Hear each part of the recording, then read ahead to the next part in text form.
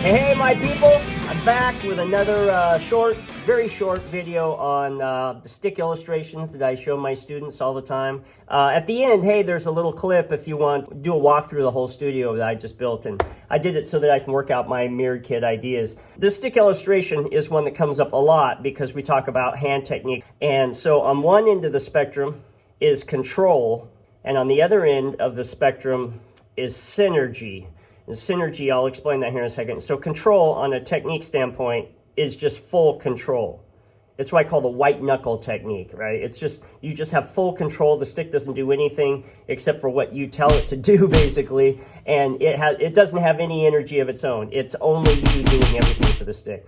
On the other end of the spectrum, over here, where you have a synergy, where you release control as much as you can to allow the stick to do as much work for you as possible. So I like to talk in terms of philosophy, and over here the philosophy comes down to a question of what can I make a stick do, and you just grab it and you go, can I hit it once? Can I hit it twice? Can I hit it 3 times? And then over here is a different question you're asking, which is what can a stick do for me? Completely different question. So there's so much in here, I'm just going to try to get as short as possible. It's very hard for me. Basically over here, you're controlling everything, and over here, something I discovered is that if I just let the stick fall like this, the stick doesn't even have enough weight to push my thumb out of the way.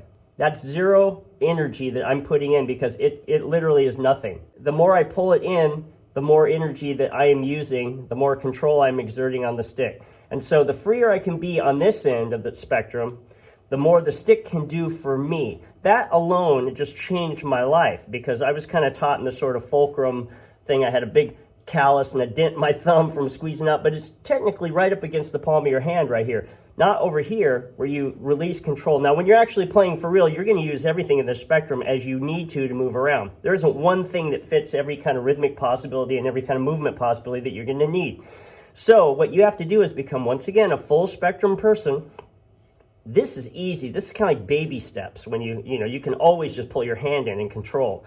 So the part that's hard to learn is to release control to the stick. And that's just a profound thing. I use a drumstick to explain it. If you want to deep dive into any of those things, look up my series, London's Great Start, drumset.com. And I walk through all the things about playing open-handed, reading in 2-line, accessing fills left to right across the kit. That's every kind of movement problem that you ever have. It's all in the series.